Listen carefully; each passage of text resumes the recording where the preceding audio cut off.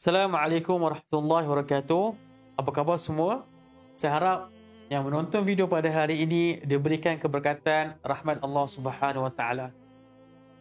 Jangan lupa subscribe dan tekan like jika anda suka dan komen di bawah sekiranya anda ingin sesuatu yang hendak ditulis. Seperti mana yang kita semua tahu, di mana sahaja kita berada, kita pasti akan mendengar tentang apa yang berlaku di Ukraine pada hari ini, di mana tentera Rusia dengan segala jenis kekuatan yang mereka ada, iaitu tentera darat, jet pejuang, bom dan sebagainya, mereka menjajah negara Ukraine.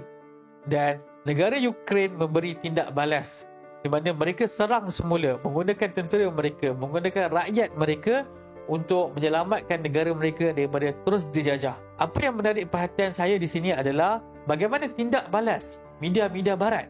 Mereka mengatakan bahawa tindakan Rusia pada hari ini tidak dapat diterima, tidak berperi kemanusiaan. Dan perkara ini kita dapat lihat bagaimana media-media barat dan pemimpin-pemimpin mereka mengecam sekeras-kerasnya apa yang dilakukan oleh Rusia. Selain daripada mereka mengecam Rusia, mereka juga membandingkan pelarian-pelarian yang datang daripada Ukraine ke negara-negara Eropah dengan pelarian-pelarian yang datang daripada negara-negara Islam. Apa yang mereka katakan? Pelarian daripada Ukraine, mereka ini adalah orang-orang Eropah. Mereka ini putih. Kulit mereka biru. Mata mereka biru, mata mereka hijau. Mereka ni civilized. Mereka ni worthy. Mereka ni lebih berharga. Tetapi kalau datang pelarian-pelarian daripada negara-negara Islam, daripada Iraq dan Afghanistan sebagai contohnya, mereka ini tidak berharga. Mereka ini tidak ada nilai. Mereka ini tidak ada apa yang mereka boleh sumbangkan kepada negara yang mereka akan lari. Dan ini yang berlaku. Inilah satu bentuk penghinaan kan yang kita tak dapat terima. Sebab mereka meletakkan orang Islam, mereka meletakkan pelarian-pelarian orang Islam jauh lebih daripada meletakkan pelarian-pelarian daripada negara Eropah, iaitu Ukraine. Apabila kita mendengar perkara ini, penghinaan pelarian-pelarian yang beragama Islam ini seperti Iraq dan Afghanistan, dan mereka ini pun negara mereka hancur disebabkan oleh negara-negara barat ini, adakah kita patut berasa marah? Adakah kita patut berasa geram? Adakah kita patut turut merasakan hina setelah mereka menghina pelarian-pelarian Muslim?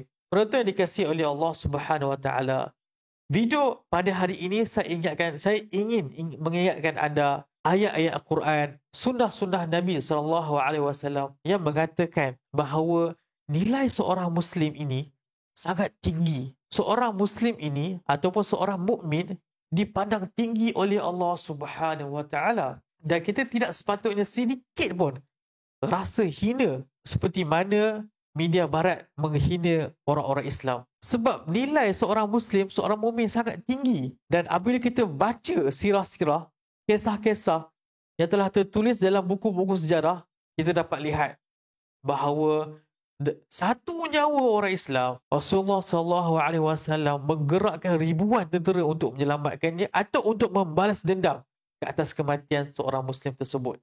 Contohnya apa?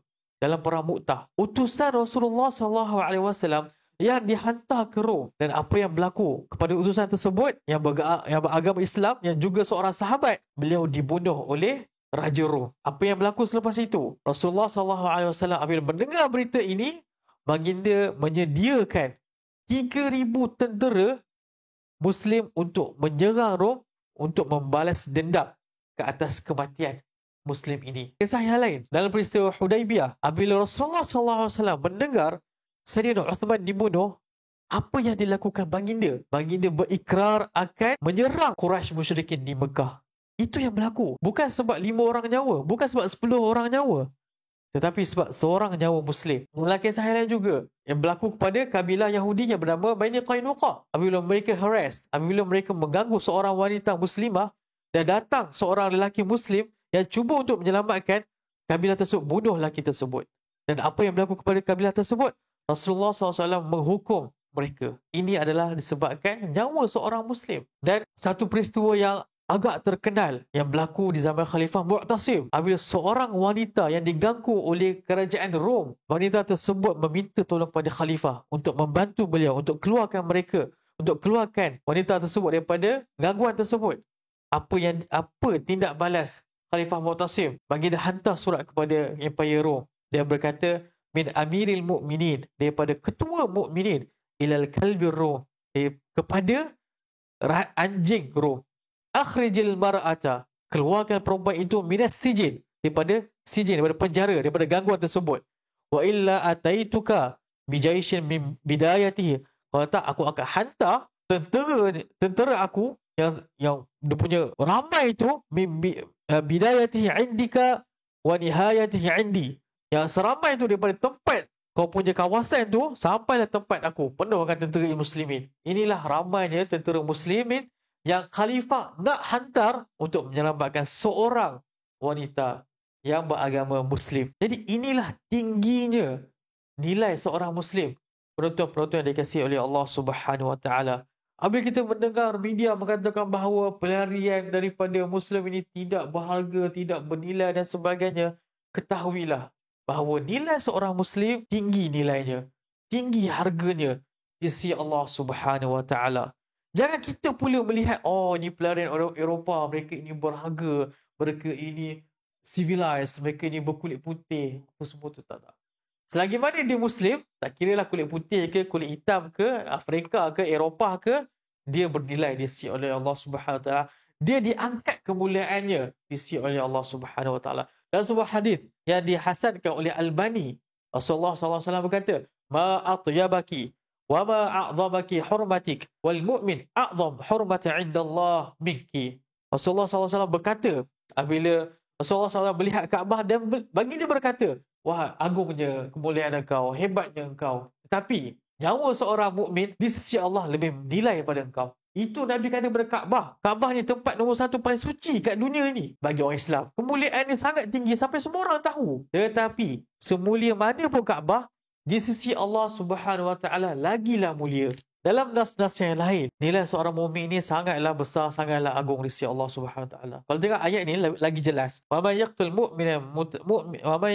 mu'mina muta'ammidan fajazaohu jahannam khalidan fiha wa ghadiballahu alaihi wa la'anahu 'addalahu 'adzaban 'azima.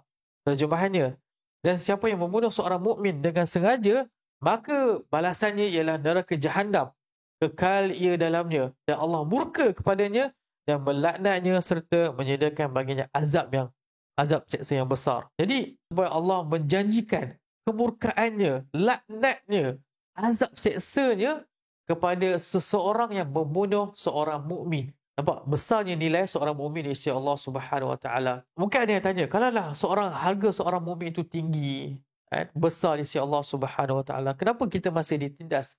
Kenapa kita masih dizalimi? Penonton yang dikasihi oleh Allah Subhanahu Wa Taala, ketahui bahawa dunia ini adalah darul bala, akhirat sana adalah darul jaza. Bezanya adalah darul bala ini adalah tempat kita diuji, dan akhirat sana adalah tempat kita diberi balasan. Allah Subhanahu Wa Taala bersumpah dalam Quran, la tublawunna fi amwalikum wa anfusikum. Kamu ini akan diuji oleh Allah Subhanahu Wa Taala, harta kamu dan juga diri kamu. Ini adalah sumpah Allah Taala. Allah tidak bersumpah kepada kita, Allah tidak mengatakan kita hidup di dunia ini dalam keadaan kesenangan, dalam keadaan tidak diuji. Tapi Allah mengatakan kita hidup di dunia adalah untuk diuji dengan kesusahan, kepayahan dan sebagainya. Tetapi di akhirat sana bersenang lenang. Okey. Lahum fiha ma yasha'un wa ladaina mazid. Dan mereka nak apa saja semua ada. Wa ladaina mazid, dan ada lagi tambahan sekiranya mereka memahukan. Dan banyak lagi ayat-ayat Quran yang mana Allah menjanjikan kesenangan, keindahan yang tidak terbayang akal. Tetapi Allah beritahu juga supaya kita fikir bahawa dunia ni tak ada apa-apa. Begitu jugalah apa yang berlaku di Palestin, Kashmir, India dan sebagainya. Mereka ini mungkin ditindas, mereka ini mungkin diuji dengan ujian kita tidak pernah terbayang dalam fikiran kita sebab kita tidak pernah lalui. Tetapi ketahuilah inilah shortcut ataupun inilah jalan-jalan yang Allah kurniakan kepada mereka supaya mereka diangkat kemuliaan mereka, supaya mereka diberikan pahala ke atas kesabaran dan juga kecekalan mereka semasa mereka diuji di dunia ini. Allah Subhanahu Wa Taala berfirman lagi, wa nad'ul mawazin al-qista li-yawmil qiyamah wa la tudlamu nafsun syai'a wa in kana mithqala habatin min khaldalin ataina biha wa kafa bina hasibin. Dan ingatlah, kami akan adakan neraca timbangan yang adil untuk menimbang amal makhluk-makhluk pada hari kiamat. Maka tidak ada siapa yang akan terindaya walaupun sedikit. Dan jika amalnya itu seberat biji sawi, nescaya kami akan mendatangkannya untuk ditimbang dan dihutuk, dan cukuplah kami sebagai penghitung. Dan apa nasib orang-orang yang zalim? Seperti Rusia, seperti tentera Zionis. Firman Allah Ta'ala, وَلَا تَحْسَبَنَّ اللَّهَ غَافِلًا عَمَّا يَعْمَلُ الظَّالِمُونَ إِنَّمَا يُؤَخِّرُهُم لِيَوْمٍ تَشْخَصُ فِيهِ الْأَبْصَارِ. Dan janganlah engkau, wahai Muhammad, menjangka Allah lalai apa yang dilakukan oleh orang-orang zalim. Sungguhnya ia hanya melambatkan balasan mereka hingga ke suatu hari yang padanya terbeliak kaku pandangan mereka kerana gerun gemetar melihat keadaan yang berlaku. Jadi, penonton yang dikasihi oleh Allah Subhanahu Wa Taala, adakah kita patut rasa hina? Adakah kita patut rasa geram? Sebenarnya tidak pun. Sebab apa yang dikatakan itu semuanya tidak benar dan penuh dengan penipuan dan juga perkara-perkara yang tak sepatutnya kita hadam. Jadi apa yang patut kita sebarkan, kita ajarkan adalah nilai-nilai yang telah diterapkan, yang telah disebut dalam Al-Quran dan juga As-Sunnah. Jadi inilah perkongsian pada hari ini. Saya harap yang menonton video pada hari ini diberikan keberkatan, diberikan rahmat Allah Subhanahu Wa Taala. Semoga kita semua dijaga oleh Allah Subhanahu Wa Taala. Jangan lupa subscribe dan juga komen di bawah. Tekan butang like jika anda suka. Jumpa lagi di episod akan datang. Assalamualaikum warahmatullahi wabarakatuh.